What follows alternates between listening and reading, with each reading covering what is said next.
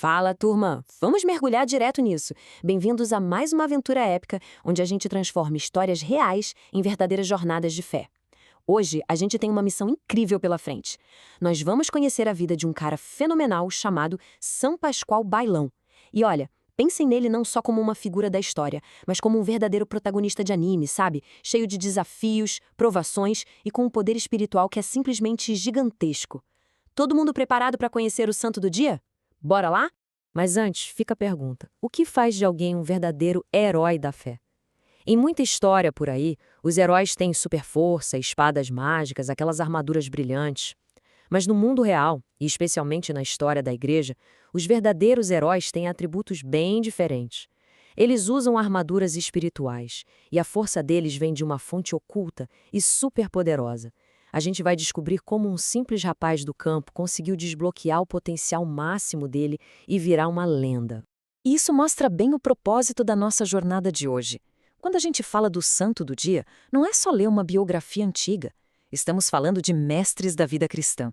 Como diz a própria igreja, eles são histórias de mestres de todos os tempos que, como faróis luminosos, orientam o nosso caminho.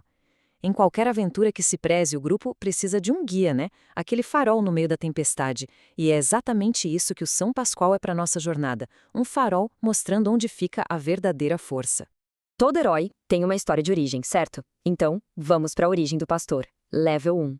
Aragão, 1540.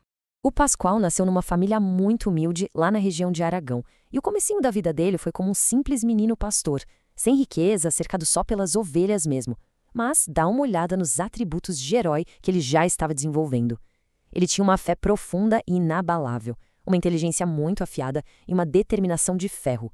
Ele não deixou que a falta de recursos o impedisse de subir de nível, tanto na mente quanto no espírito. E como será que ele treinava esses atributos? Com um foco impressionante. Enquanto ele trabalhava cuidando do rebanho, ele não ficava só de bobeira. Ele dedicava horas e horas à oração e à meditação, lá no campo mesmo. E detalhe, ele era autodidata. Sem ir para a escola, ele aprendeu a ler sozinho. E adivinha qual era o manual de treinamento dele? Livros de oração. Ele usava as palavras da fé para decifrar as letras, ganhando conhecimento e muita força espiritual ao mesmo tempo. É muito foco, fala sério. Depois de todo esse treinamento solo, chegou a hora de entrar para uma equipe, a Guilda dos Franciscanos, encontrando sua verdadeira família. Para entender a linha do tempo da jornada do Pascoal, olha só como foi. Tudo começa com o nascimento dele em Aragão, em 1540. Aí, em 1564, ele ingressa nos franciscanos reformados, também chamados de alcantarinos. Ah, e ele recusou várias propostas de ficar rico no meio do caminho, viu? Ele queria focar 100% na fé. Dando um salto para 1592, temos o falecimento dele, curiosamente no dia de Pentecostes, o que é um baita detalhe que a gente vai explorar já já. E por fim, a vitória definitiva em 1690, com a canonização pela Igreja. É uma trajetória épica, saindo direto do campo para os altares. O mais legal é ver as escolhas que ele fez lá dentro da ordem. Foi o puro caminho da humildade. Ele rejeitou totalmente qualquer riqueza e honraria. Mesmo sendo super inteligente e com uma fé gigante, ele achava que não era digno de fazer os votos para virar sacerdote. Em vez disso, ele aceitou viver como irmão leigo e assumiu a função de porteiro do convento.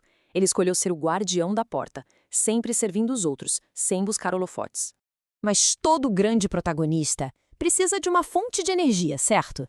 Aquele poder para enfrentar os desafios diários. Então vamos falar sobre o poder da Eucaristia, a fonte de força do nosso herói.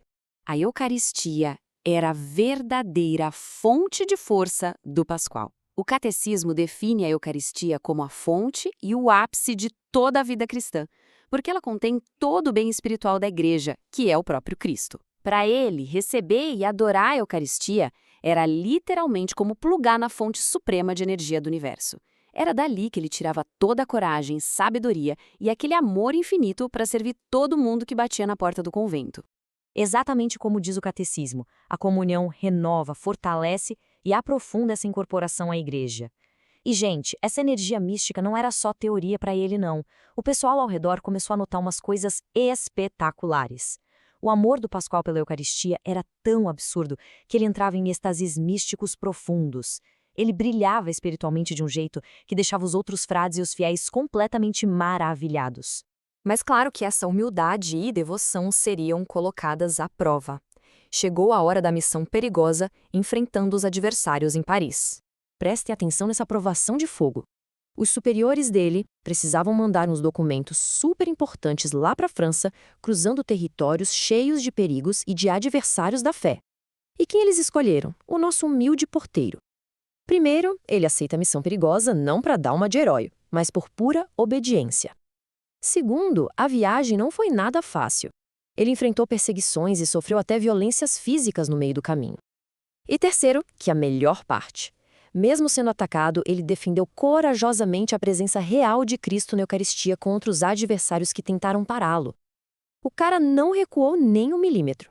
E depois de sobreviver a essa missão perigosa, o Pascoal alcançou o que a gente pode chamar de forma definitiva dele, o serafim da Eucaristia, o seu grande legado. Por causa desse amor tão forte e das máximas que ele escrevia sobre o sacramento, o Papa deu a ele esse título lendário de serafim, que lembra aqueles anjos que queimam de amor por Deus. E aqui rola um contraste divino muito legal.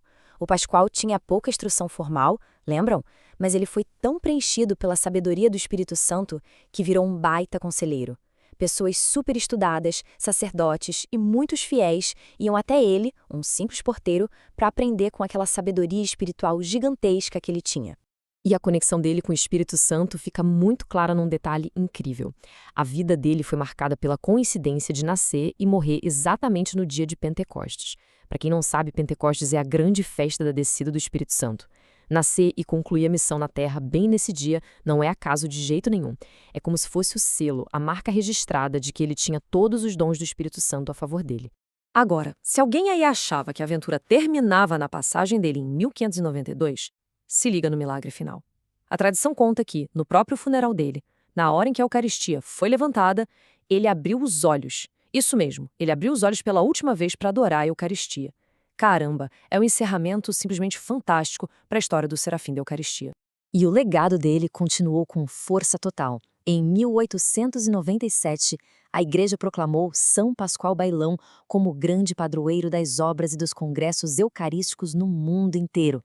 Aquele pastorzinho humilde, o porteiro silencioso que não queria destaque nenhum, virou a inspiração número 1 para milhões de pessoas se aproximarem de Jesus. Que vitória sensacional da humildade! E assim a gente conclui essa jornada histórica maravilhosa. A tradição nos ensina a pedir a intercessão desse grande guerreiro da fé, que a coragem, a inteligência e o amor gigantesco que ele tinha pela presença de Deus inspirem a nossa própria caminhada. São Pascoal Bailão, rogai por nós. E aí, a turma curtiu essa aventura? Se esse conteúdo ajudou a entender melhor a fé e a ação de Deus, já deixa aquele like. Isso ajuda muito o canal a alcançar mais pessoas e levar essas histórias cada vez mais longe. E se ainda não tem inscrição feita, aproveita agora. Inscreva-se no canal Catequista Felipe Lucas e ative o sininho das notificações para não perder nenhum conteúdo novo sobre fé, doutrina, Bíblia, catequese e espiritualidade. Para encerrar, a gente quer saber de vocês. Alguém aí já tinha pensado sobre isso antes de conhecer a história desse humilde porteiro? Ficou alguma dúvida ou tem alguma sugestão de tema bacana para a gente explorar aqui? Deixa tudo aqui embaixo nos comentários, a gente lê todos e a sua pergunta pode até virar o tema da nossa próxima jornada épica. Muito obrigado pela companhia e até a próxima aventura!